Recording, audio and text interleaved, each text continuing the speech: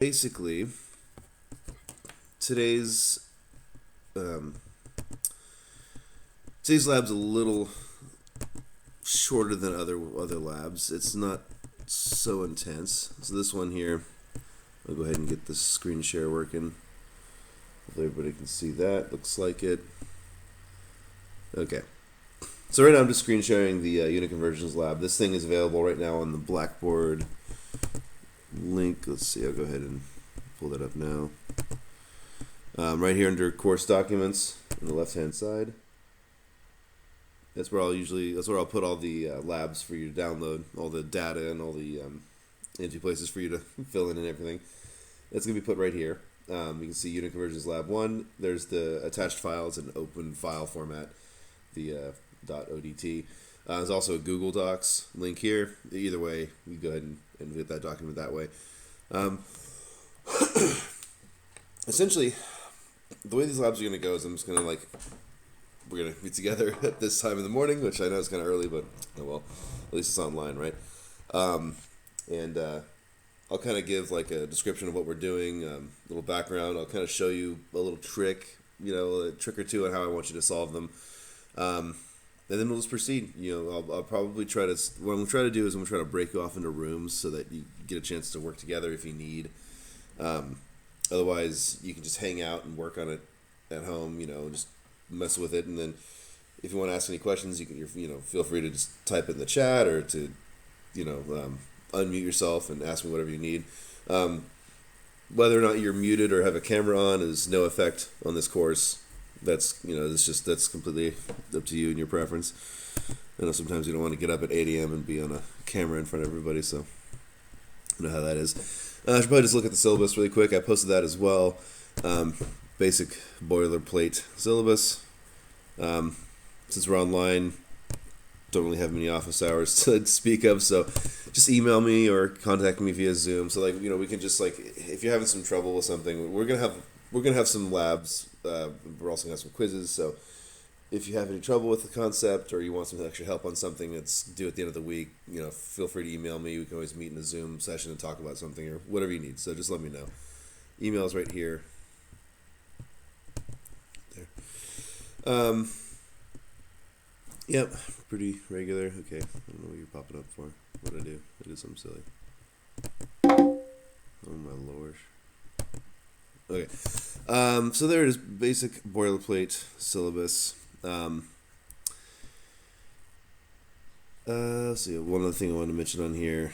You can check this out at your convenience. It's really not too surprising. There's 11 lab reports, 15 points each. The lowest one is still dropped, even though it's online and all that. And 5 quizzes, 5 points each. We'll see if we get to all 5 of those quizzes. Oftentimes I say that I will, and I'll get to 3 or 4. But we'll see. We'll see how that goes.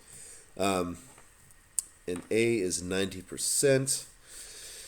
A minus is 85. And you can see the rest of the distribution there. And that's pretty much it. It's, like I said, very boilerplate, but there it is. There's some university policies and things they have me put on there that I can't change anyway. And there we go. Okay.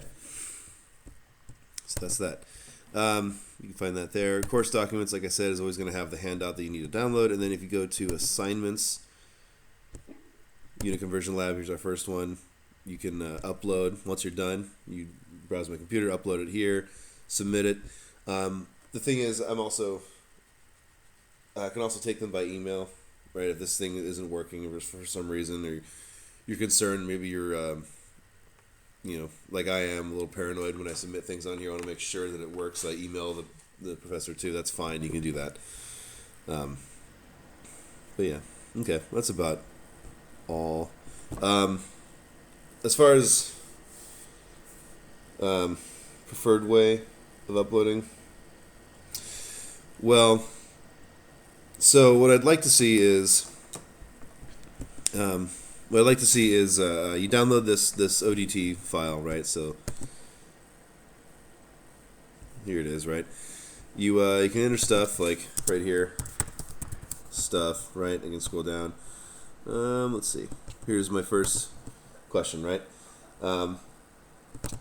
The more work you can show in here, the more I feel like giving out good grades. You know what I mean? But if it's the correct answer, I'm not going to mark you down. But it's like let's say you mess something up and look, and you actually you went through the effort of showing your work on a digital document like this, then I'll definitely be more lenient. So that just be aware. If you show some work, I'm really happy.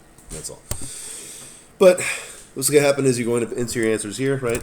Blah blah blah blah blah. You can see that it's did there, and I'm actually going to test out to make sure this thing works. Cool. So you can see me drawing on the screen, hopefully. You can see it on my other computer, so that works. Okay. So there you go. So I just typed some stuff in there, blah, blah, blah. Right, I'm done. Let's say I just did the first problem and didn't feel like doing anything else, so there we go. On the top left corner here, there's a little export as PDF option. Right there. Hopefully we can see that.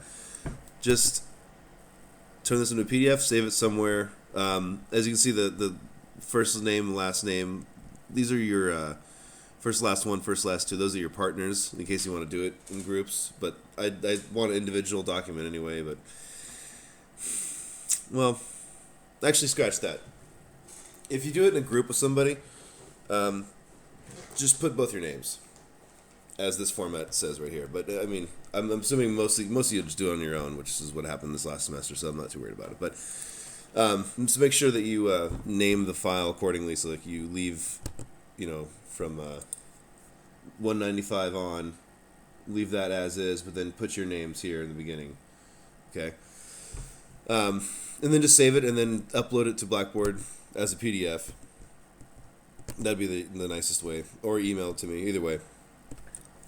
Right, so once you have that PDF file that you exported and you saved, you'd go ahead and browse my computer and you'd look for it and upload it here. Whichever one of these it was. Okay, hopefully that answers the question.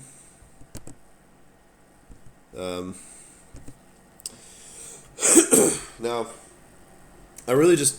here's the other thing I was going to get to.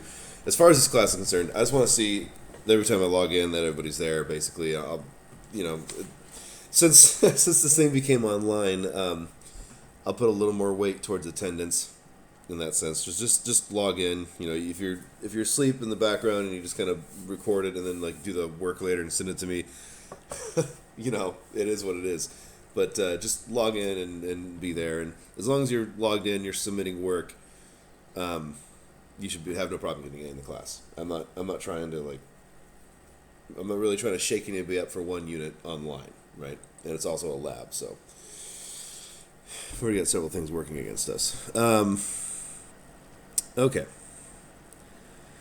I think, unless I'm forgetting anything, because it is 8 in the morning, I think that's about all I wanted to cover right now. Okay. So let's see. Now, usually this would be purely my responsibilities, giving you an intro and kind of giving you a whole whiteboard full of notes for you to write down. But now since we do this online, you're going to get a little introduction that you can read through whenever you'd like for each one of these labs. We can go ahead and look it over now. So, okay. Well, I don't know about reading all this, but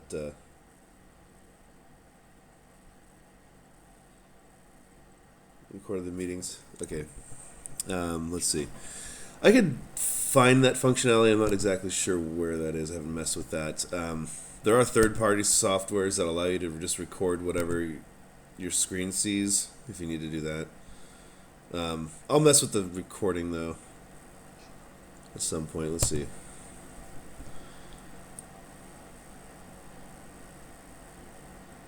I actually don't know how to do this yet.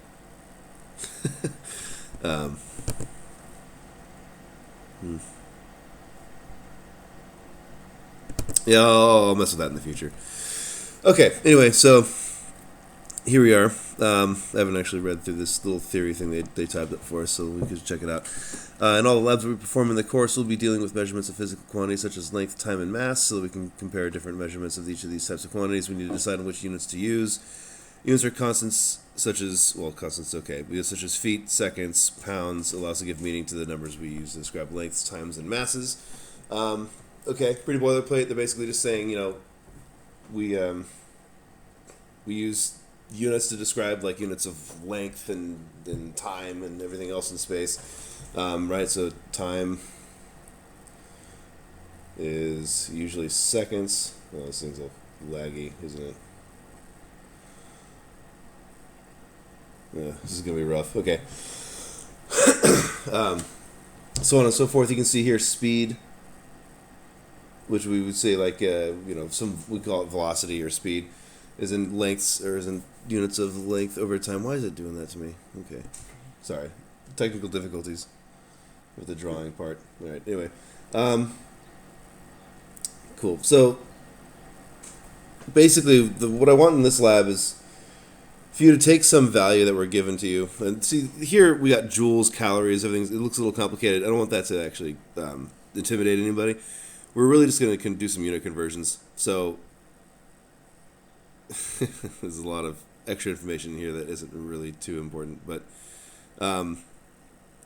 okay, so here's the main chart that you're going to use. Well, here's one of the main charts you're going to use for this lab here. You can see there's conversions for each thing given here. So SI units, imperial units. So you can see 1 meter. Let's just start with 1 meter. We know 1 meter is about, this thing is really just a little off, isn't it? 1 meter is actually about 3.28 feet. That's actually not on here, it looks like. Well, they give it to you in inches. Okay. But that's one conversion right there. So if you ever wanted to convert from meters to feet, you would basically just set it up as, I'm trying to see if I can get this thing to write well for me, but I don't think it's going to work so well. Oh boy. I need something blank to write on. Let's see.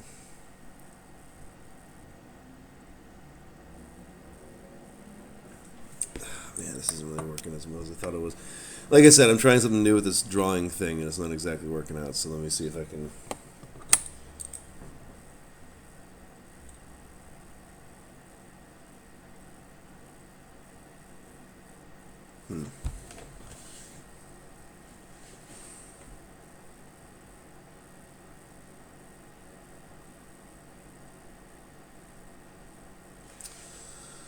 I can draw something.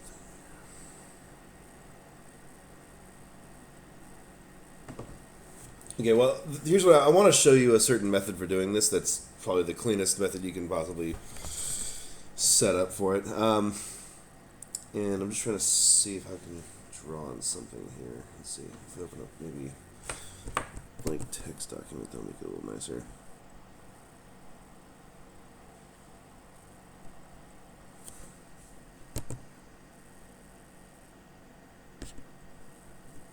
Okay.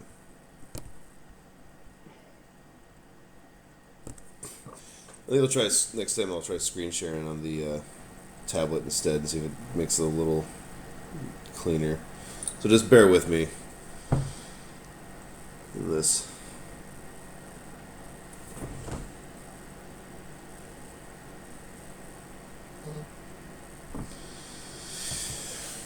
Okay, let's see.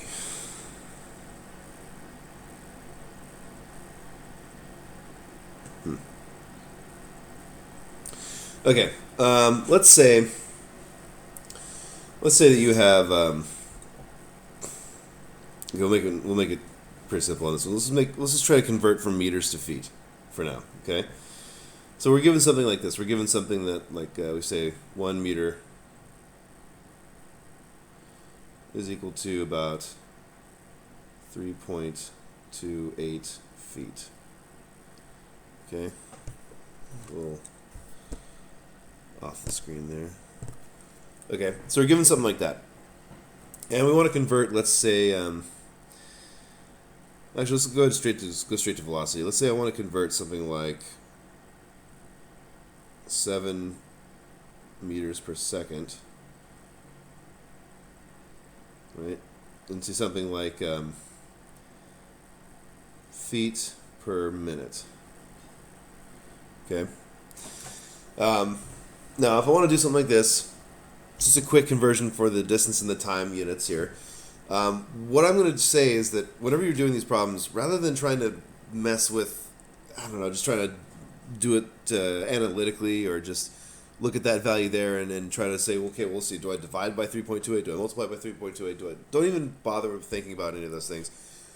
Rather, instead, just start by building a little section for your fraction to live in, right? Some little spot like so. Hopefully that stays where I want it to stay. Okay. So I'm going to go ahead and set up a little fraction. This is going to be my original given value, so the 7 meters per second. So I'm going to say on the top here, 7 meters and 1 second on the bottom, like that. Okay? Some people give this to you in like a grid form, like so. You have like a certain grid to solve. I kind of enjoy just doing the fractions, since it's similarity to like cross canceling and so on and so forth. Okay, so I have 7 meters over 1 second. That's what 7 meters per second would look like if you just turn it straight into a fraction. What I want to do is I want to convert that to feet per minute, right?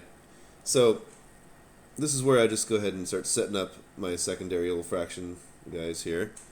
Okay, so I'm going to set up an empty fraction bar next to it. What do I want to do? So I saw a question just pop up. Give me 1 second here. What we want to do is I want to convert this meters per second to feet per minute, right? So I want on the top here, I don't want meters anymore. I want feet. Okay, so how would I cancel out meters, right? Because I need to get rid of meters somehow. It can't just be hanging out there. I don't want it there. I want it to be feet instead. So if I'm going to cancel meters out, I need to put meters on the bottom down here. Kind of like if you're multiplying, 1/2 by 2 over 1, and the 2's cancel because they're, one's the numerator, one's the denominator as you're multiplying them. That's essentially what we're doing here. We're just trying to use fractions to kind of visualize us canceling these things and replacing units. Okay, so I don't care about the numbers yet. I'm just trying to make sure that I cancel everything and put it in the right position, right? So meters is on the top, and I want to cancel meters, so I got to put meters on the bottom here in my second fraction. And then what I want to replace it with is feet, so I'll go ahead and put feet up here on the top of the fraction, see? That way, whenever I multiply this fraction through, the meters cancels meters, and then it's replaced with feet, okay? So that's what I want you to do first. Just focus on where your units need to be. And I know that maybe this kind of seems oversimplified and, maybe I'm just beating a dead horse here, but it's good to have a structure for this. As simple as you might think it is, and as, you've probably done it a million times before, if you kind of adhere to like a certain structure, you'll never mess anything up. And even at my level, I still do this. I still just to make sure I don't screw anything up, I just fill in my little, I write my little empty fractions, and I put the units where they need to go. Then I put the numbers in, and then I continue. Which brings me to the next point: the numbers. Right, we're not done yet. So we have. I want to get rid of meters. So I put meters on the bottom on the right hand side here. Replace it with feet. Now I got to put the right value in the right spot. Okay. Well, that's when we refer to the top here, right? With these things I just gave you up here. 1 meter is 3.28 feet. Okay. So when I have my feet in meters here in this fraction, I'll put a 1 in the bottom, and I'll put a 3.28 on top. Okay? It's a little messy, but hopefully you can understand what I'm doing here. Now if I go ahead and multiply this out, so you can see that the meters here are going to cancel, right? And then we replace with feet, so I'm going to be left with feet per second now. Okay, I'll go ahead and take care of the number part of it now. So I've got 7 times 3.28, 21, a little over 21, 22.96. Okay, so I have 23. Let's just go ahead and round it for now. 23 feet over 1 second. All right, so that's what I have now. Hopefully that's still on the page. Looks like it. Okay. Okay, so sanity check. All I've done is I've just set up an empty fraction next to my first fraction that had my original value.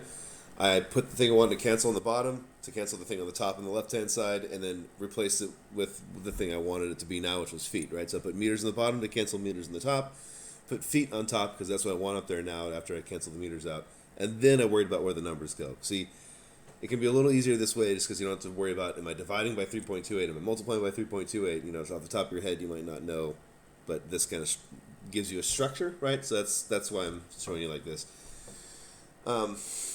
23 feet per second. What did I want? I wanted feet per minute, so we got to do a little more conversion. So So here I am, my bottom left here. I'm going to go ahead and just, okay, it's 23 feet over 1 second.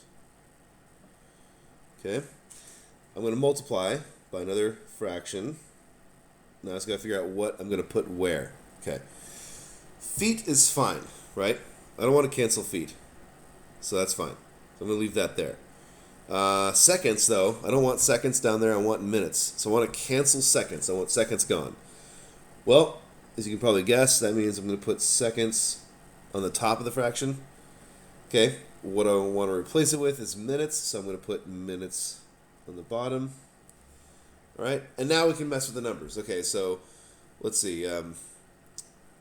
1 minute is 60 seconds.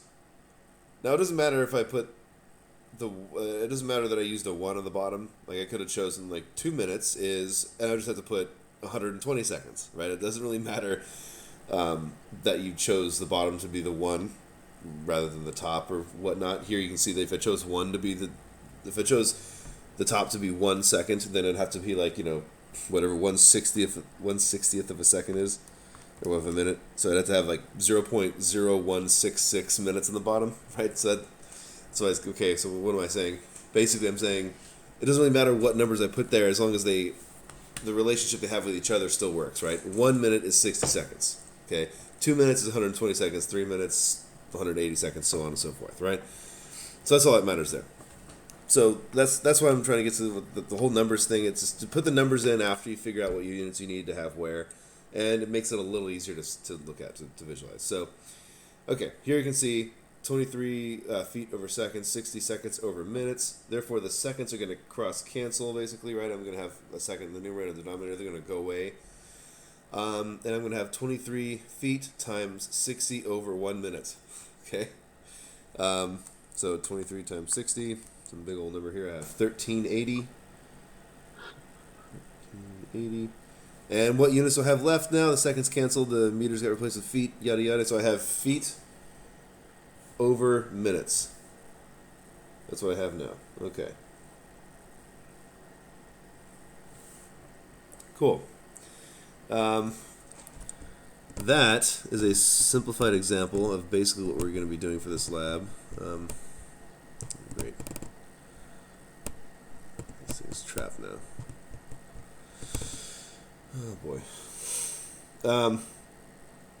Yeah, I think I'm going to change up this format. I figured like drawing on the screen share would be sufficient, but now I can't really save this. So what I'm going to have to do is I think for our next meeting, I'll probably get a document open that I can actually write onto, and then I'll send that to you after I'm done. That way you'll actually have like notes of how to do these problems.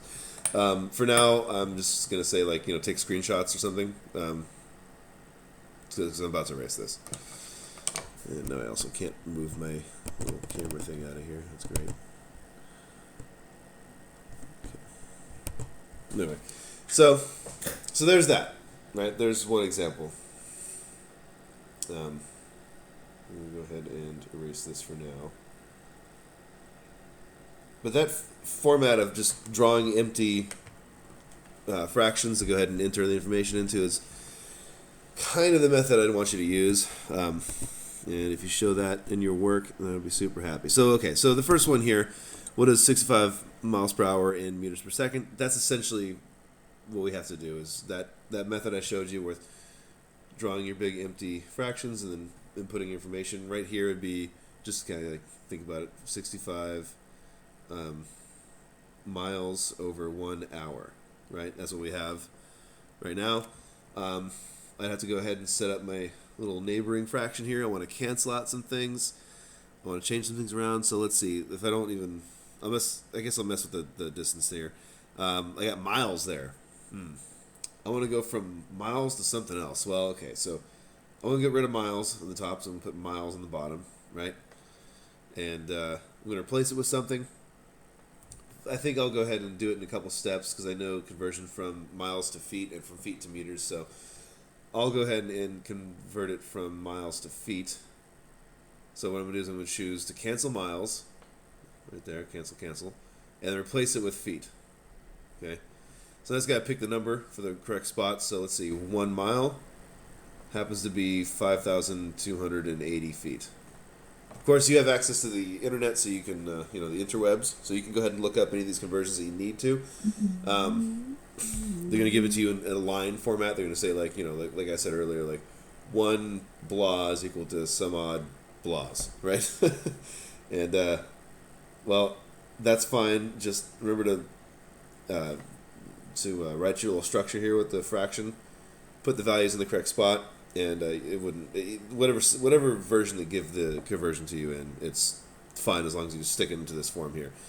So there's one, right? I would multiply by 5,280 on the top, and then I would multiply. I can actually go ahead and set up all at once if I want to be fancy. So what am I going to do here is I'm going to have miles canceled to get feet, but I don't want feet either, so I'm going to make another fraction over here, and let's see if some of it didn't show up. Feet on the bottom because I don't want feet, and I'm going to replace that with meters. So then I have to remember what goes where. Let's see, 1 meter is 3.28 feet. Right? And there you have it, and really I'm just doing all steps at the same time. So 65 miles per hour times 5,280 feet per mile times 1 meter per 3.28 feet. If I do 65 times 5,280 divided by 3.28, then I'll be left with, I'm kind of doing the problem for you now anyway, aren't I? Huh? But that's fine. 5,280 and then divided by 3.28. So I have some ridiculous number here. I have 104,634 meters per 1 hour. You can see the hour doesn't change. It hasn't changed yet because I left the hour part alone. Now I'd have to deal with the hour part, right? So I'd multiply by another fraction. Again, I could have done this all at the same time on the top line there. I want to get rid of hours, so I'm going to put hours on top of my little fraction here, and I'm going to cancel it. I'm going to replace it with what? What the heck do I want? I want second, so I'm going to put seconds down here. I just happen to know that 1 hour is 3,600 seconds. Multiply that out, right? So we can see I have a 3,600 on the bottom. So that means I'm going to divide. So I'm going to have this 104,634 divided by 3,600. And that gives me 29. So there you go, one free answer for you. They told you it wasn't going to be bad. Meters per second. It's pretty quick. It's pretty quick. But that's the concept. So as far as unit conversions goes, that's what I want to see. It makes it a little easier. You don't have to worry about whether or not you're dividing or multiplying or what's going on. You just worry about the units first. Make sure you just treat them like they're fractions with canceling units, and then just apply them. Run the calculation afterward. It's like doing the numbers part of this is almost like an afterthought. It's really just the dimensional analysis, and the dimensional analysis is a huge deal, which is why the first lab has to do with that. Okay, let me see. I see some people are writing over here.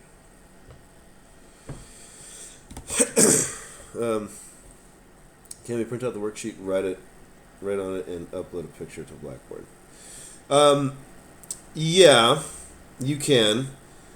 There's a question from Daria. So there's actually an app that I used on my phone for this last semester because I had to do everything online myself as well. It's called Cam Scanner, right? And it's just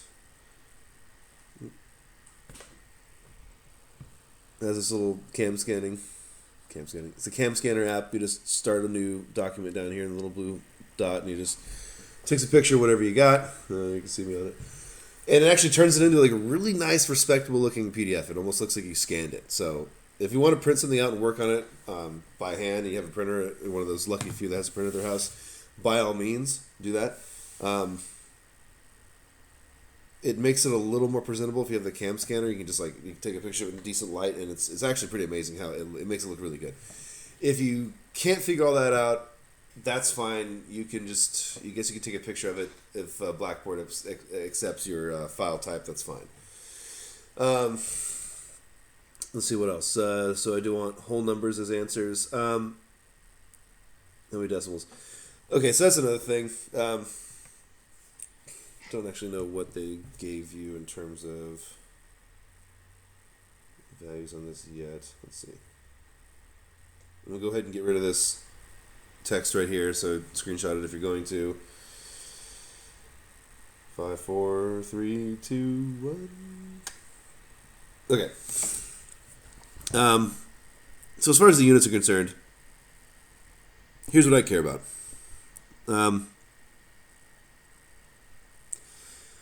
Give me whatever the significant digits that I want you to use on whatever problem we're looking at. I want you to mirror the values that were given to you. Okay? What I mean by that is, here, number 1, you're given 65 miles an hour, right? And you want to convert to meters per second. They didn't give you like 65.5. They just give you 65. They rounded to one whole number, right? They rounded to the ones place. Okay. So in your answer, go ahead and do that too. That's essentially like one thing I always notice with a lot of physics classes is that they'll like a professor will give you some answer or give you some problem. It's like let's say the number is instead of 65 miles per hour, they'll give you 65.0. Like I'm sure you've probably seen a physics professor do that. Why are they doing that? They're basically telling you what units they want the answer to be in. And that's a good practice. If it doesn't say anywhere what units, but if it doesn't say anywhere how many significant digits they want you to have, what they want you to round to, just round to whatever values they gave you, right? So here they give you 65 miles per hour to 65.0, right? There's not even a 0.0 there; it's just 65. So just round to the ones place for that. Anything else? Let's see, 200. Yeah, just round to the ones place for these for now. You can see here. Okay. So this is 2.35 seconds right there, right? So when you see 2.35 seconds, it's a good rule of thumb to round then to the hundredths place, right?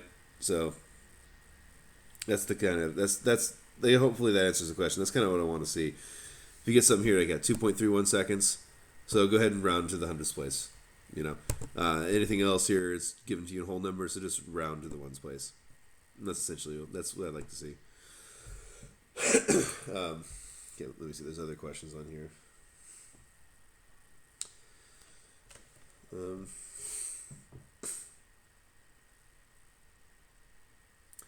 The original sig figs initial problem, yes. So yeah, exactly. So whatever significant figures are given to you from the initial problem, they give you 65.0, then round to the tens place. If they just give you 65, round to the one place.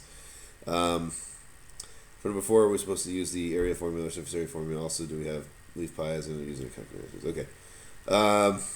Okay, so good. You guys are jumping ahead. All right. I'll stop wasting time on these other ones. Let's just breeze through this really quick here. Percent error is defined as the percent difference between value observed and value expected. There it is. You see someone traveling at 80 miles per hour in a 65 miles an hour zone. What is their percent error? Okay.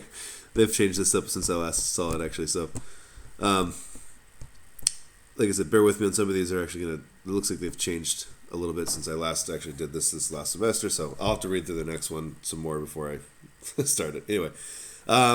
So it's just some exercises for you. Number 4, let's see. What is the area in square centimeters of a square that has a side 4 inches long? Okay, so a square, technically speaking, is only 2-dimensional, right? So if they said cube, that'd be one thing. If it was a cube, then you'd have to be like, okay, the surface area for each face of the cube. But they said square, so they literally mean it. It's just it's literally just going to be a square. Oh, I just heard someone's voice. It wasn't quite loud enough though.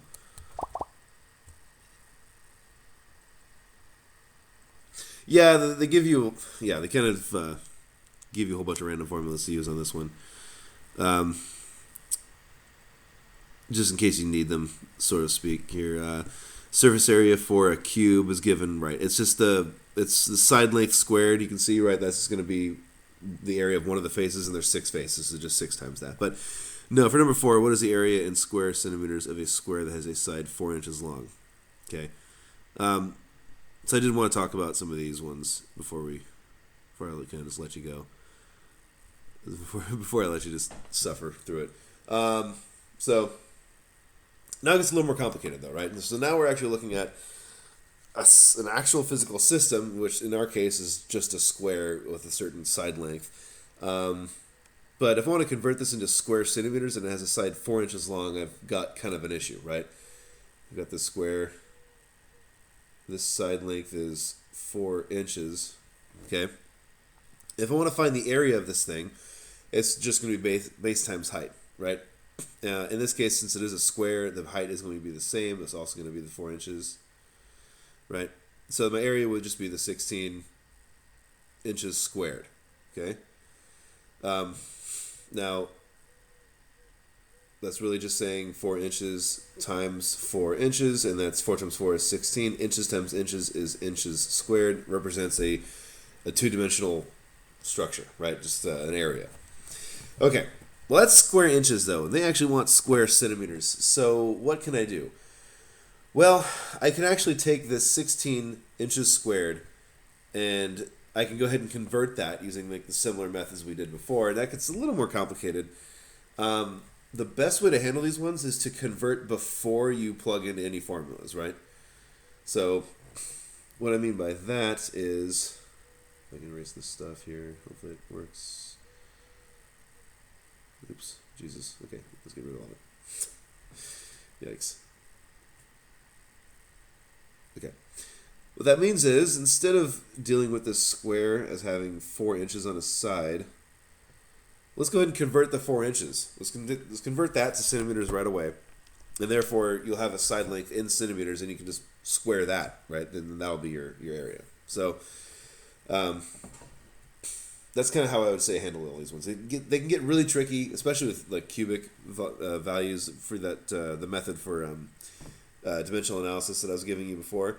You actually have to take into account the fact that there's like an inches squared, and I'll show you what that means in a second.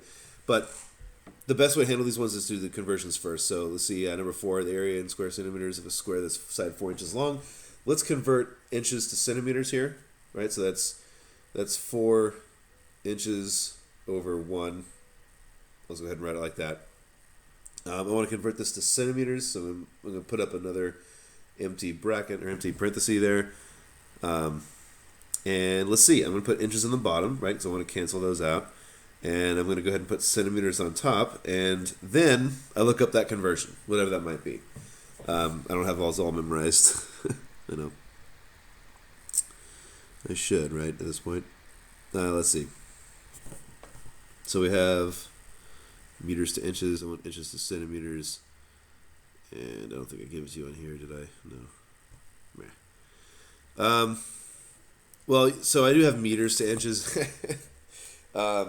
So you can go, if you know how many centimeters are in a meter, you can convert there, or you can just look it up. You know, you can. This one's like a 1 point or 2 point something. I forget what. Let's see, I can just look up. Hey, look at this, it's working already. 2.54. See, there it is. So then I would just go ahead and say 1 on the inches there is, and I didn't leave myself enough room, but it's 2.54 on the top, right?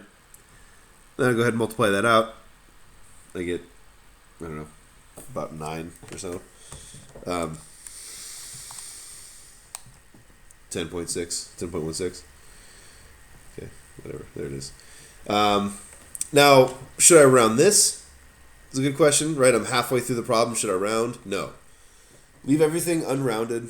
Leave like this. You get something with hundreds place like this. Just write it as the 10.16, and then after you do your math, right? When you do in your last step, then actually deal with the rounding. Otherwise, if you round partway through problems, what happens is you have a tiny bit of error from the rounding, and then once let's say you round that up partway through the problem, so you have a little bit of error, and then you put it into like a square root, and then you do something else to it. Maybe it gets cubed or whatever.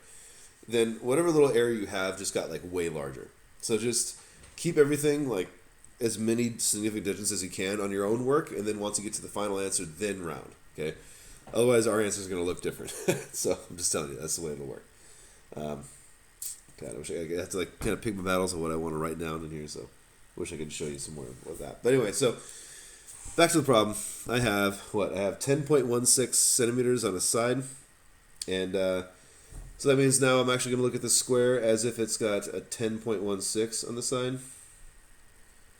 And I'll multiply 10.16 by 10.16, and that'll give me my, there's 100 point whatever it is, centimeters squared, and that'll be what they're looking for, right? They're looking for the square centimeters. So that's essentially how I'd want you to do those problems. So you convert first, then apply the actual math there. Then actually do whatever formula you're applying here. In this case, it was a simple two-dimensional area, but it can be a volume of a sphere, like the next one is, number 5. What is the volume in cubic centimeters of a sphere that has a radius of 8 inches? Okay, what do? Convert the 8 inches into centimeters, because they want cubic centimeters, so convert the inches to centimeters right there, and then plug that into the formula, which is provided on the last page here. Volume for a sphere is 4/3 pi r cubed. Let me go ahead, I got another chat question here.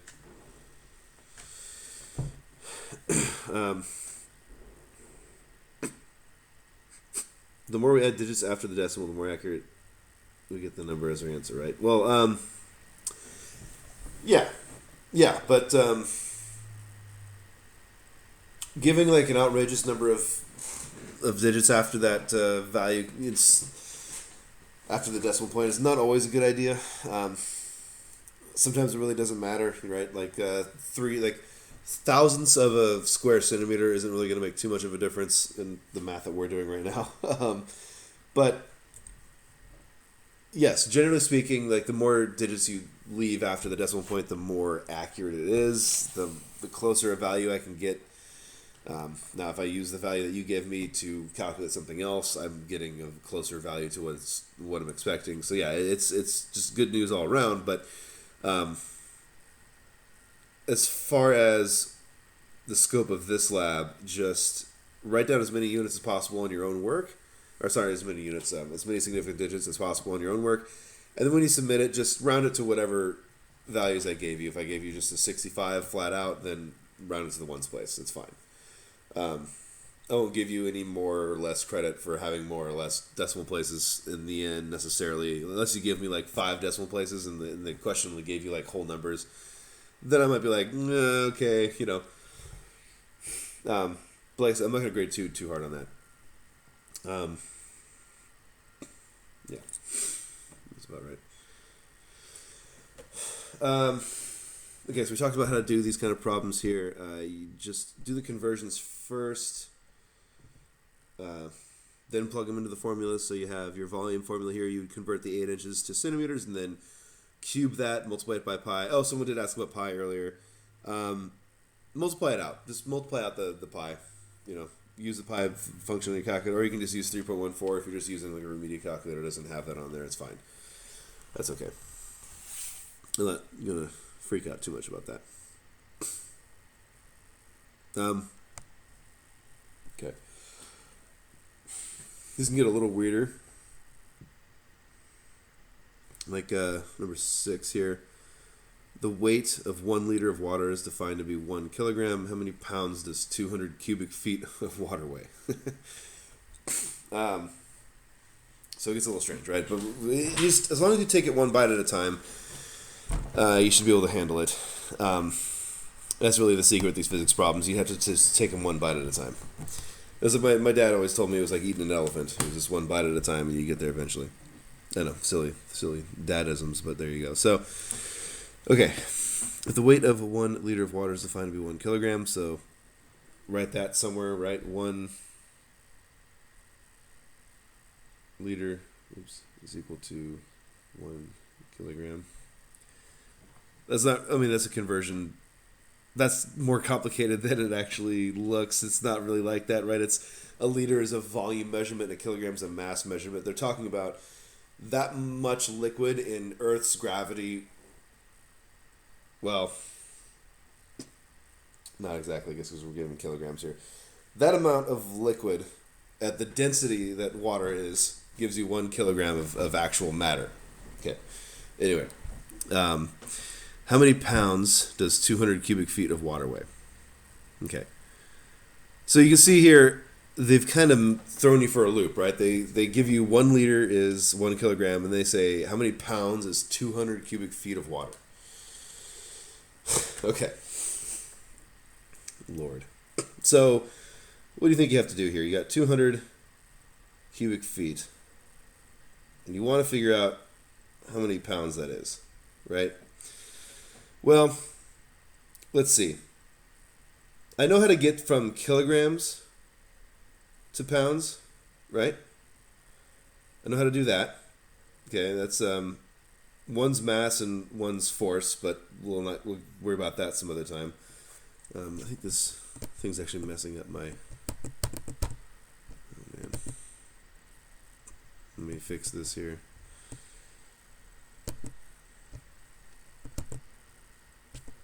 Oh my gosh. There we go. Okay. Lord. Get that out of there. Great. I just lost what I was doing here. It looks like I erased it. Okay, that's great. I'm going to have to play with this for sure. Okay, so what am I doing here? 1 liter is 1 kilogram, so 1 liter is 1 kilogram. And how many pounds is 200 cubic feet of waterway? Okay, so here's the thing. They've given me something like this. They've given me cubic feet. Cubic feet is a volume measurement, right? That is volume. Liters are also volume. Okay? So it looks like the roadmap they've kind of structured for us here is that we need to go ahead and convert these cubic feet into liters, right? Then we can go from whatever that value is in liters to kilograms, okay? And then we can go from kilograms to pounds, right? It's a little much to throw at you all of a sudden, have you do a couple like simple conversion problems and then throw this like 1 liter, kilogram, pounds of water, whatever. Strange, I know, but that's essentially what you need to do. Okay, so then you have to. What do I need now? So I need the conversion between cubic feet and liters. So I can take that step there. I already have my liters to kilograms. They gave that to me here. It's a 1-to-1. So if I have 20 liters and I have 20 kilograms, cool. And then I need the conversion between pounds and kilograms, which I believe is like it's about 2 pounds per kilogram. What values did I give you here? What values did they give you, I should say? Okay. Hey, look at that right there. So we've got 1,000 liters is 35.31 cubic feet. Awesome conversion. How do I handle that? Well, I have, again, beaten the dead horse on this one. I know I'm going to draw like right in the middle of the screen to make it nice and confusing. I guess. Let's see. Can I erase this maybe? It will be better. Okay. So I have 200 feet cubed, and let's make it over 1, just so it still looks like a fraction, right? Okay. Well, it looks like I have a conversion for cubic feet straight up, right there. So what I want to do is I set up another fraction. I don't want cubic feet anymore, so I'm going to put cubic feet on the bottom. I want to replace it with liters, because that's what we want, so put L on top. Okay, what number goes where? Well, they give me 1,000 liters is 35.31 feet cubed, so I'm going to go ahead and say 1,000 on top, and a 35.31, let's just say for now, on the bottom. Okay? Now I would do 200 times 1,000 divided by 35.31, and that would then give me that thing's value in liters. I get some number liters, right? Whatever that number is, that's exactly how many kilograms I have. Okay, so now I have that same squiggle kilograms. Cool. And then I need to figure out what my conversion from kilograms to pounds is. And that is on here as well, kind of. It's not really, is it? They give you grams. Okay, so I need to talk about kilograms. We should probably talk about prefixes a little bit too. So once again, like I said, you could look this up if you wanted to online, right? You have access to the interwebs, that's fine. Yeah, 2.2 pounds. Yeah, it's about 2 pounds. Here, they give you grams. They don't give you kilograms. which means there's my little circles like moving on its own. Okay, whatever. So they give you kilograms, not grams, which means you need to be able to convert between those two. Which means we should probably actually just mention prefixes really quick, just in case, just to be safe. But that's essentially how you handle that problem, right? So it gets a little strange. That one's a little more convoluted, but you go from cubic feet to liters, from liters to kilograms, from kilograms to pounds. Clear that up.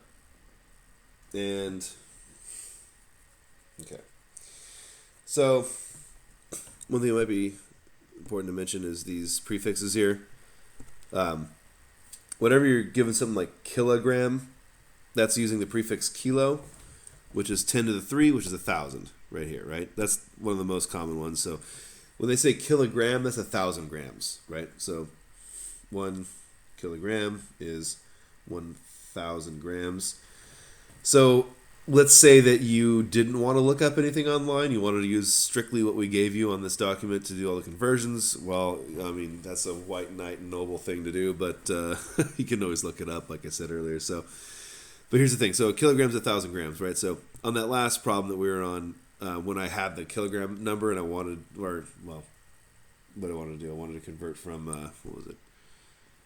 I wanted to convert from kilograms to pounds, but let's just say I didn't look up the 2.2 pounds per kilogram thing, and I wanted to use this value here, this conversion. Well, then I would convert whatever kilograms I had to grams, and then from grams to pounds, right? So I could just do another fraction like I was doing before. 1,000 grams over 1 times, pounds over some odd amount of grams. Cancel the grams out. Same kind of deal as before. Okay, but yeah, so that's a prefix kilo. That's 1,000 right there. These other ones, it'd be crazy if you even used them. I don't know. Mega, million, 10 to the 6th, so on and so forth. Centa is not on here, but for centimeter, that's hundredths. So centimeter is 100th of a meter, right?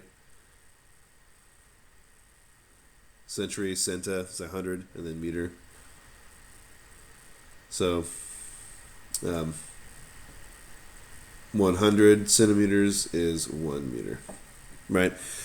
So that's just that prefix centa. Deci, that'd be kind of strange. Yeah, see these things, these three you probably never even see ever again. Okay, anything else I should mention back up here? Milla, yeah, milla is thousandth. So killa is 1,000, and then milla is 1,000th, right? So a millimeter here is 1,000 millimeters in a single meter, right? So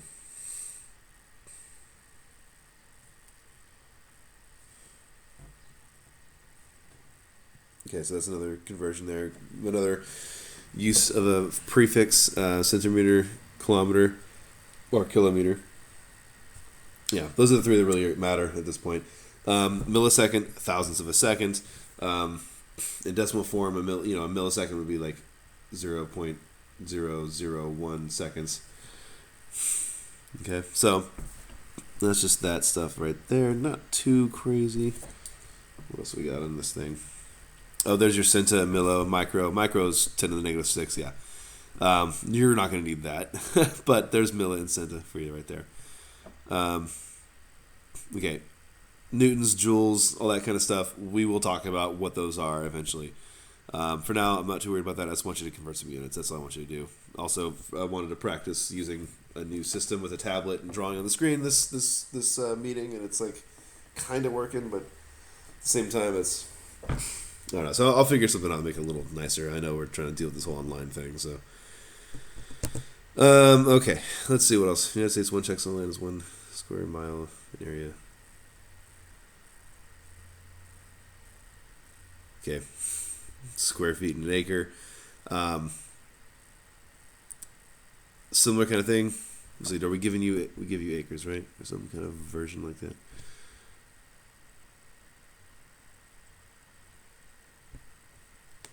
No, so you have to look that up. Looks like we don't give you any area conversions. Okay. Strange, right? So, okay, in the United States, 1 section of land is 1 square mile in area and consists of 640 acres. How many square feet are in an acre? So you can see, okay.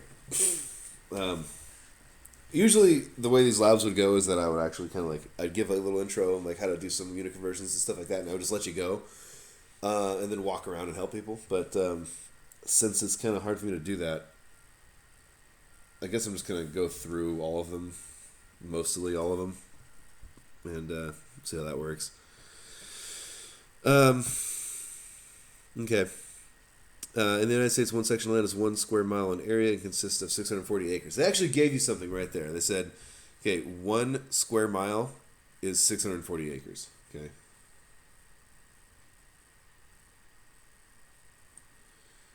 A square mile is just like a mile squared.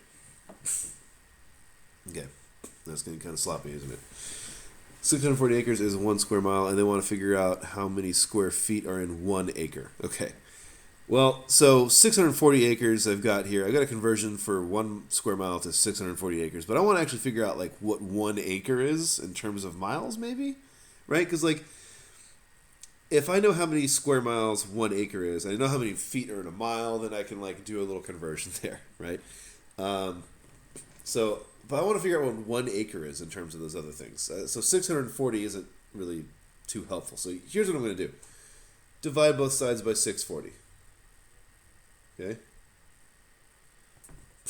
What does that do? Well, I didn't change the value of the problem. I divided both sides by the same value, so I just really multiplied the entire thing by 1. Okay. To get technical. But what I've done is I've made it so that I can actually look at 1 acre. I think that's how you spell it. Yeah. 1 acre, ACRE, is 1/640th of a square mile.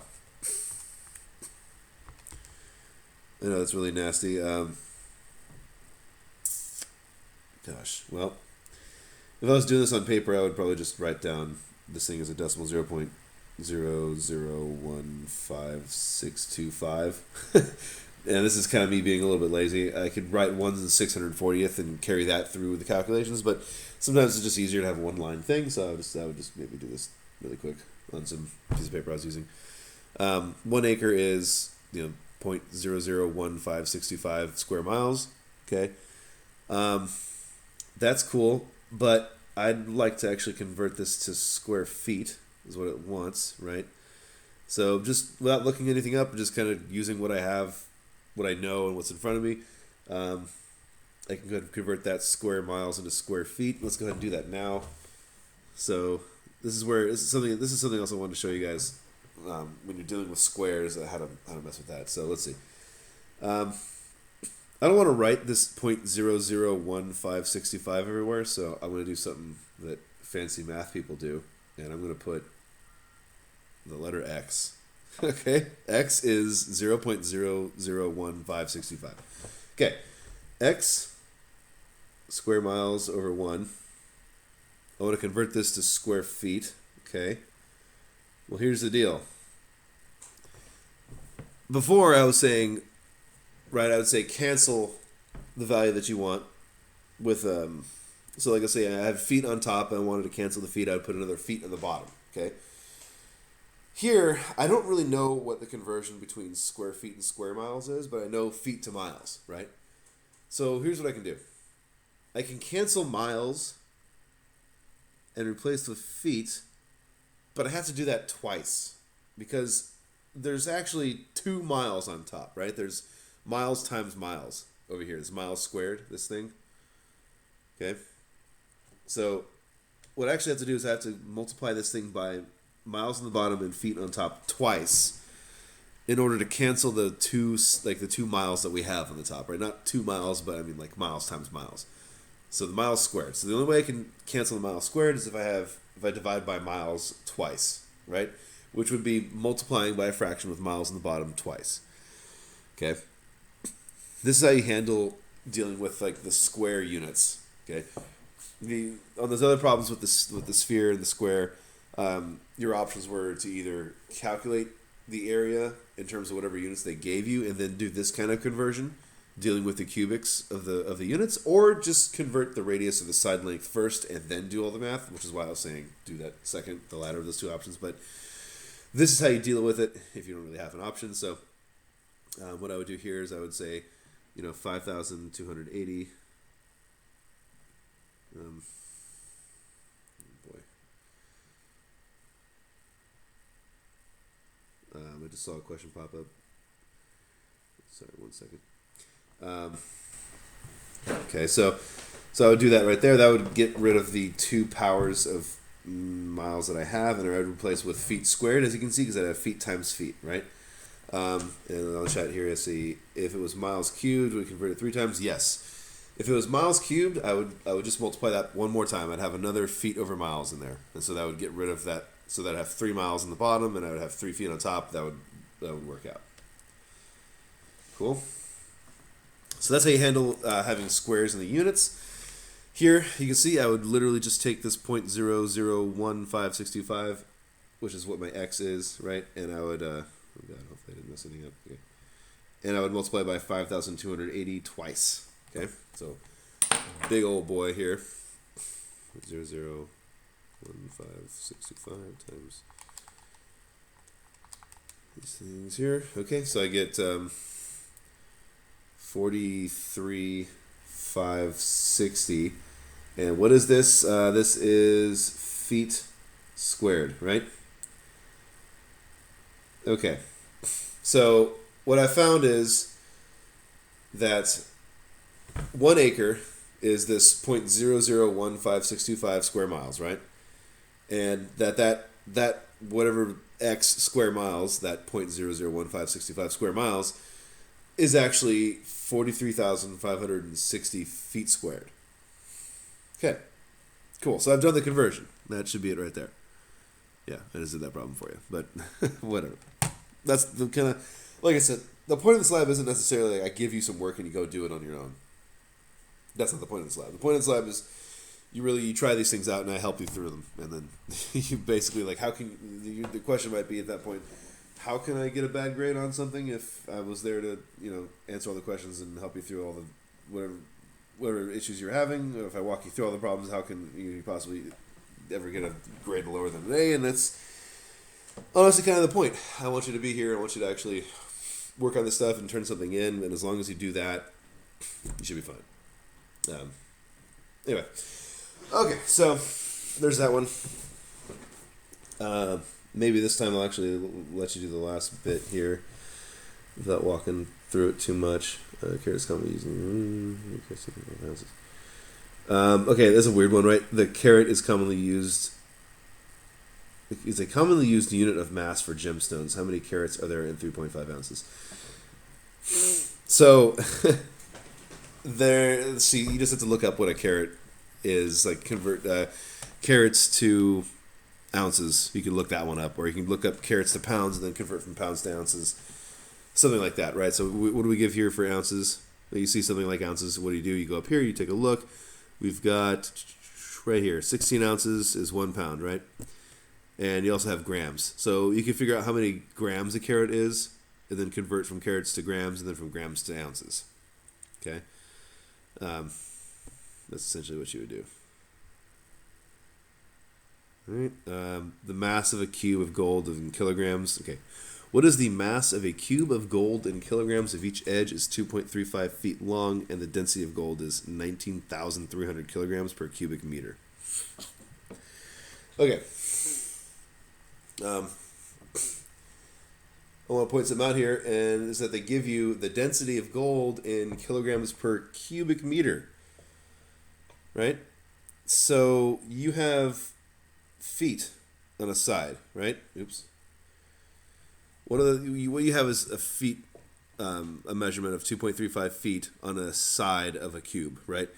So if you want to find the volume of this thing, then you would just take 2.35 times 2.35 times 2.35, right? And then you'd have cubic feet. That doesn't really help me though, because I don't really want cubic feet, right? I want cubic meters, because if I have cubic meters, then I can just multiply by this density, okay? Which is basically saying, if you have density times volume, you get mass. Right? Because density is mass per unit volume. You multiply that by volume, and you volumes cancel, and you're left with mass, right? So what do I have here? If I want to find the mass of this thing, well, I find the volume and then multiply by the density, okay? But if my volume is not in cubic meters, then I need to make it cubic meters, because you can see the density is given as kilograms per cubic meter. So I want to multiply that by some cubic meter amount, so the cubic meters cancel, right? That's kind of like a strange little density volume question that kind of came out of nowhere. I know it's kind of a strange one, but there it is. Sound of Thunder, I'll let you mess with that one.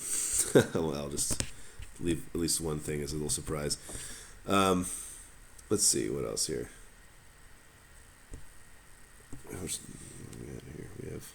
So we got plenty of time left. So I kind of blasted through that. Okay. Now the object of this isn't really to work completely alone. Like, I kind of want people to work together on this if they want. So I'm going to try something called breakout rooms, which I haven't messed with yet. So I'm not sure how that's going to work. No, maybe I can poll you guys on that one. Is that something you guys would be interested in if I kind of force you to get into little groups or just little breakout rooms so you guys can work together? You can answer that in the chat. I guess I can poll people too. Let's see. Oh Lord.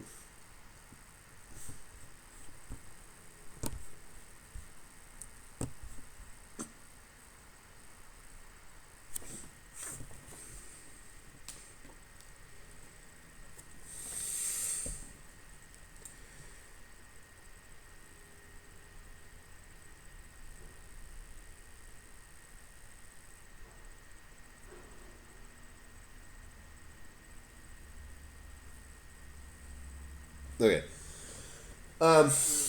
Yeah, that's a good point. So this one is just unit conversions, and so this one you can figure out on your own. For doing your own ask questions, trying this meeting. Okay. Looks like it's a little bit of a mixed on that. So maybe I'll just leave that to you. I don't know. I'll think about that then. I don't really want to force people to do anything. So the thing is, like, sometimes though, I know that when it comes down to like finding partners and all that, I've always just rather been forced into some group than have to like go and handshake and meet people and all that. So I just I can see both ways here. Anyway, I can make rooms optional, so I'll figure out some way to do that. As far as this, we'll deal with that next time, I guess. Then for now, you guys can just work on this, and then you can ask me questions as needed. If you'd rather see, the thing is, I want everybody to be able to ask me anything they want without like feeling embarrassed having to like talk in front of a bunch of strangers on some webcam. So, if you want to contact me independently or something, I could try to set up like a secondary Zoom account or something so we can like get on a one-on-one or something like that. Or you can email me a question if you don't want to like say it in front of everybody else. But honestly, just keep your video off and just say something, and like nobody's gonna know who the hell it was, and I'll answer the question to everybody. So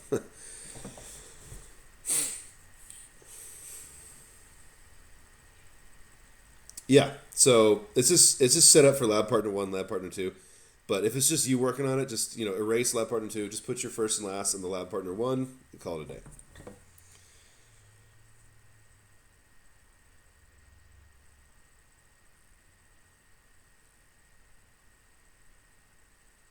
Yeah, of course.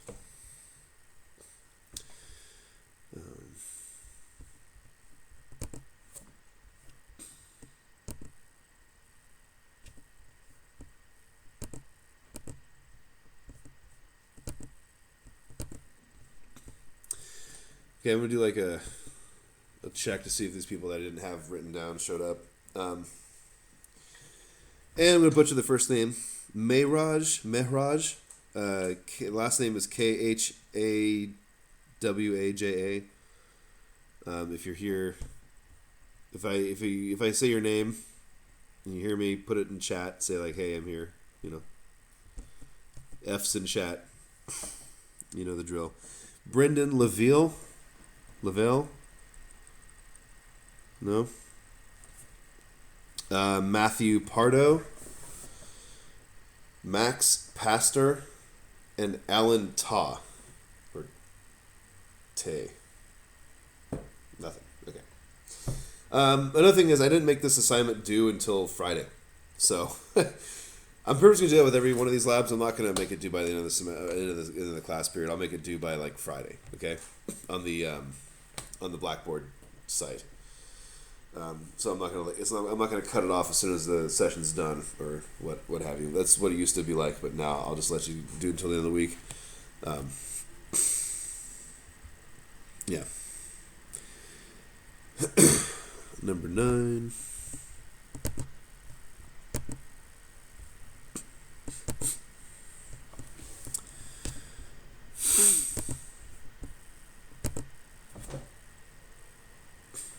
Okay. Number 9, mass of cubic gold in kilograms if the edges. So, okay. So this was definitely a weird one. I know I kind of throw like a density problem at you suddenly. Formal write-ups after labs. Formal write-ups, not necessarily. The way this is going to work is what you see here is kind of a simplified version of what we're going to be doing, but you're basically going to be given data and you're going to like fill out a PDF or fill out a document like this every time. So you're not going to have to do an independent write-up after each lab. It's just you fill out the thing I give you and you give it back to me. That's all it really is. Yeah.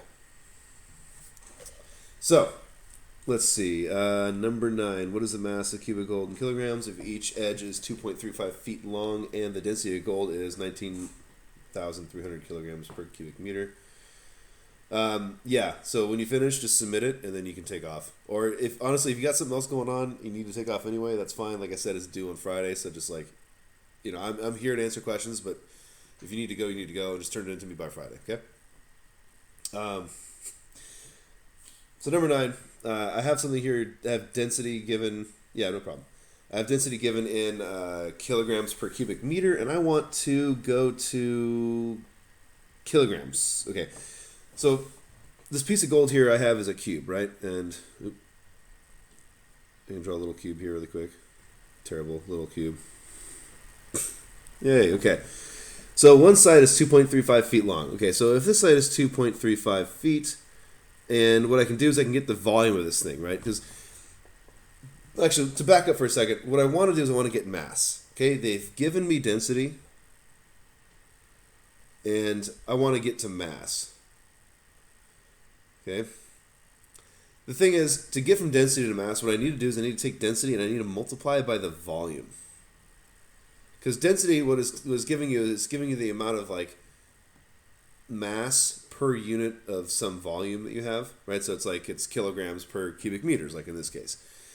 If I take something that's mass per volume and I multiply by like the total volume of the thing, then the volumes cancel, right? And I will be left with mass. Okay. Okay. So that's the background. So what does that mean I need? Okay, I have density already. I need volume. That's what this tells me, right? I need that sucker right there. Okay, so how can I get the volume of this thing? Well, it is a cube, right? It's a cube and it has a certain side length. And let me erase this stuff first. Cool. So I have a cube. It's 2.35 feet and a side length. All the sides are the same length, so if I want the volume of that thing, I literally just do 2.35 times 2.35 times 2.35, and I'll get some kind of cubic feet, right? So if I just do that, I'll get 12.98 cubic feet. Okay, which is cute. That gives me a volume, right? That is a volume. So you might think, well, okay, I can go ahead and just multiply that by my density, and I'm good to go, right? There's a problem, though, in that my density is given as kilograms per cubic meter, and my volume is given in cubic feet. So you can see what's going to happen here is my feet cubed and my meter cubed, my volumes, they're not going to cancel. And that's not good. So that means I actually have one other step. before I can just calculate this really quick, and which is I don't want feet cubed. I want meter cubed. I want to figure out what this thing's volume is in meters, right? In terms of meters cubed. Okay, so how can I do that? Well, this gives me an opportunity to talk about the two different ways to do this. One way is I can go ahead and change the 2.35 feet over, right? Actually, you know what? Let's do the other one first so that I don't have to erase it here. Bring it back. And I'm probably beating the dead horse here, but I'm just going to do it anyway. Okay. Could bring it back to get rid of all of it. Okay. So, what I could do is I have this 2.35 feet, right? That's one side. So if I want the entire volume, I would cube that thing, and I get that 12.98 cubic feet. Okay. I want that in cubic meters. So I have, okay, I'm going to do my little setup here at 12.98 feet cubed over 1, my little fraction. I'm going to try to convert this thing to meters cubed. So here's what I'm going to do. I'll multiply by 3 fractions. Why? Well, because I have feet cubed 3 times, right? I have feet multiplying itself 3 times in the top. So I need to get rid of it 3 times. So I need to have feet on the bottom of each of these guys. And I want to replace them with meters. I want meters cubed, so I need to have each of these have a meters. Okay? Now what's the conversion? 3.28 on the bottom, 1 on the top. 1 meter, 3.28 feet, 3.28 feet, 1 meter. Okay? So, there's one way to do it, right? So what I would have here is I'd have 12.98 divided by 3.28, divided by 3.28, divided by 3.28, right? 3 times. And that would then give me 0.37 cubic meters. Okay? Cool. That's one way to get to cubic meters from my cubic feet. The other thing to do is to remember that this thing was a cube of a certain side length, right? Of 2.35 feet. Well, I can just convert the 3.25 feet into meters, or the 2.35 feet. I can convert that into meters. Kind of running out of room here. But if I converted that to meters, I would get...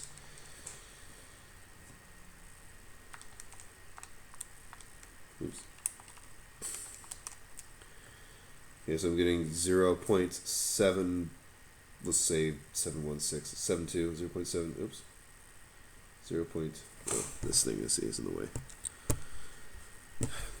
0.72. Okay? So that's 0.72 meters along one side. Now if I want to find the volume, I would cube that thing. So 0.72 cubed. And guess what? I get 0.367. That's basically 0.37. Okay? So I just showed you 2 different ways to do it. One way is to do that conversion 3 times, like with the 1 meter over feet, meter over feet, meter over feet. Now I know this isn't quite answering the question that you asked me. This is just me like kind of going on and dribbling on about this. But okay, 2 different ways to do it, right? Okay, I'm glad it was somewhat helpful at least. So what do I have now? I have my volume, my 0.37 cubic meters. I have my density of 19,300. I'm going to go ahead and erase everything on the screen here. So screenshot if you need. I'm going to give you 5 seconds. 4, 3, 2, 1. Bam. Like I said, I'm going to figure out how to like do something where you can actually, I can save that and send it to you. That'd be a lot nicer. So now I have, oh crap, 0.37. Okay, so I have my density of 19,300 kilograms over 1 cubic meter. Okay, I'm going to multiply that by my 0.37 cubic meters over 1. And my cubic meters will cancel, so I'll get 19,300 times this 0.37 thing. And unless I fudge something up somewhere, looks like you're going to get 7,098 kilograms. Okay, meters cubed canceled. Now I was left with just the kilograms. Okay.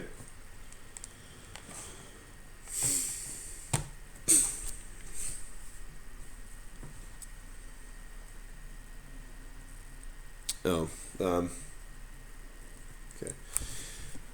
And where are we here? As far as the last one's concerned, let's see. We'll check the chat here. Make sure everybody's okay.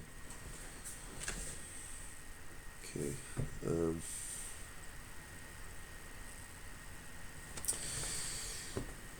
are we doing here?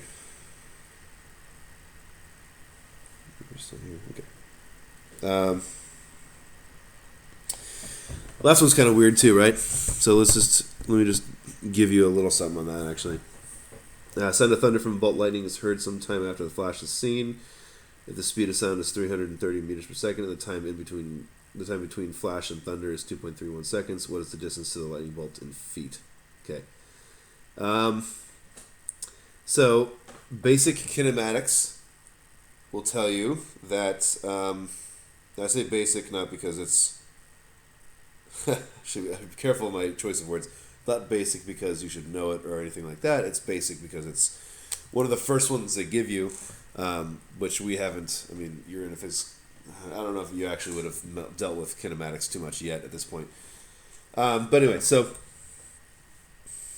as far as this one's concerned, what we want here is the first kinematics problem, which is that distance is your velocity times your time, right? That's basically just saying like velocity is in something like it's in distance over time, then times times cancel, kind of like another units analysis here. My times will cancel top and bottom. This is basically time over 1, so that'll cancel, and then I'll have just distance left over, right? This, written in the terms that we're going to actually see it later on the semester, is delta x. Delta, you'll see it a lot in physics, and that's just it's actually the capital Greek delta there. And that represents change. So when I say delta x, I mean change in x. My change in x would be my velocity. I'll write it as v times, I'll put a little dot there, and then time, I always put a little curl on the bottom of the t so it doesn't look like a plus. That's the first kinematics problems that we mess with right there. That's the one that pretty much everybody deals with in like grade school or whatever, what have you. But essentially, you're going to use that here, right? You can see that you're given a speed in meters per second. You're given a seconds. If you multiply those two, you get how many meters away that flash was from you, right? But hey, I want feet. Okay. So yeah, that's it.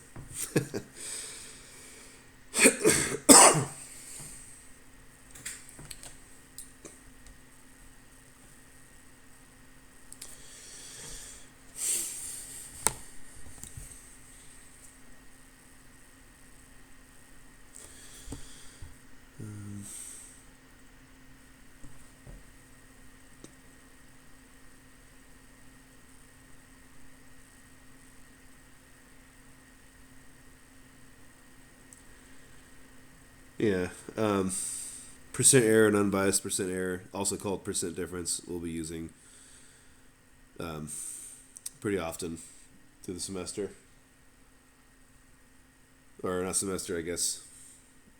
Summer section.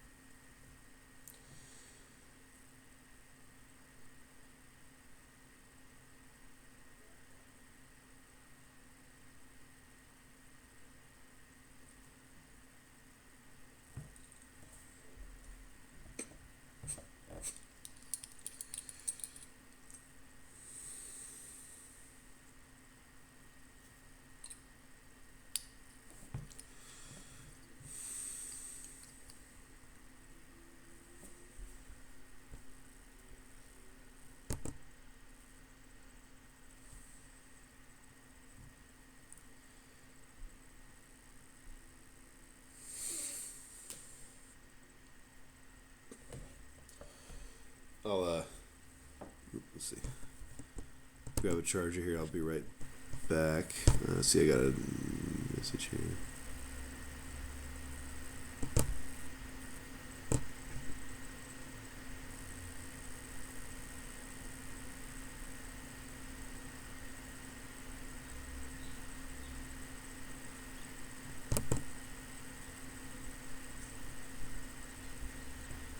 Um,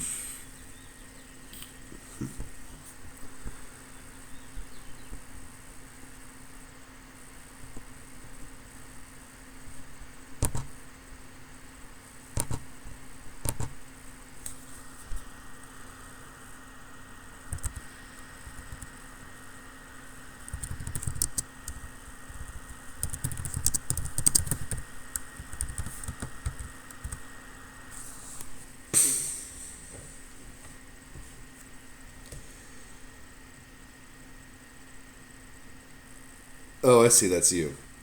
Okay. Okay.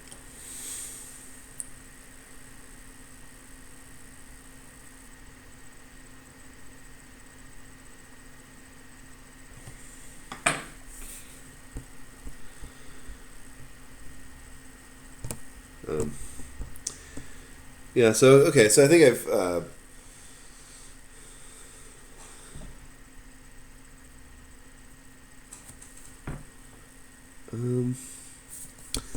I don't believe so. When I do this, as in like, yeah. I mean, I can't really adjust the size on my end. It takes up my entire screen. Um,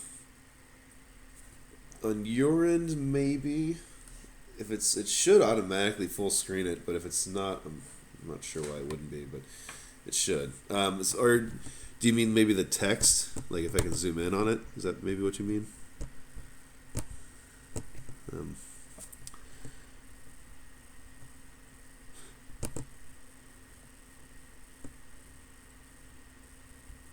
Actually, not sure how to zoom in on this. You can do it on a PDF for sure, and maybe that's what I should do next time.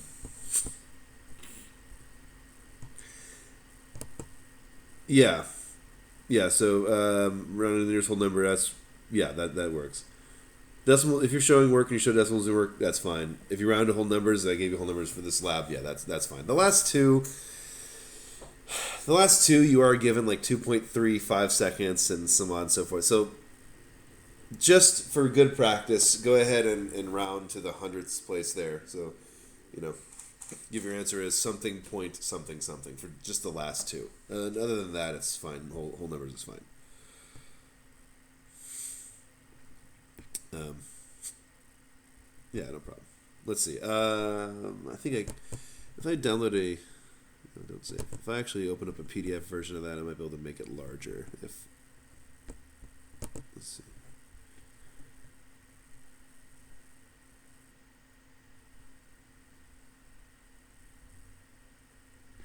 I don't have a PDF version of it.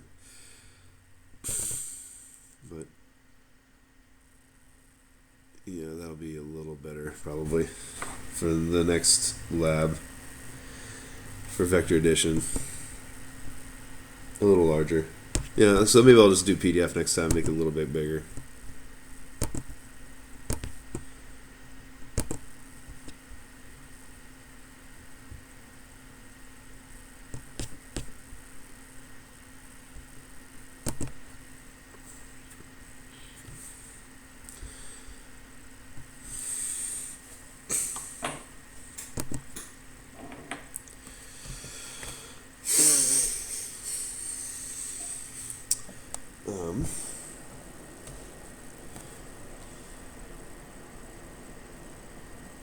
Well, you've got me for a little while longer. I'll be here until the last person leaves.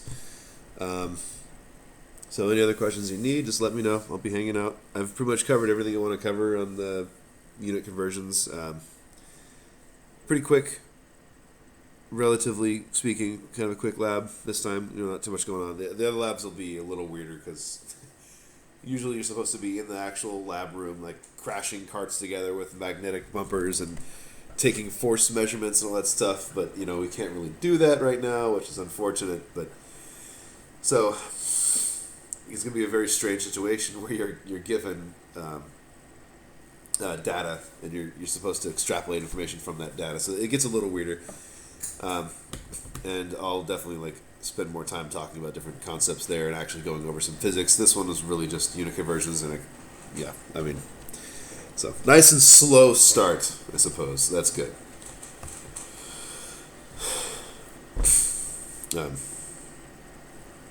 I will be right back though. So just you got any questions? Put it in chat. I'll be right back.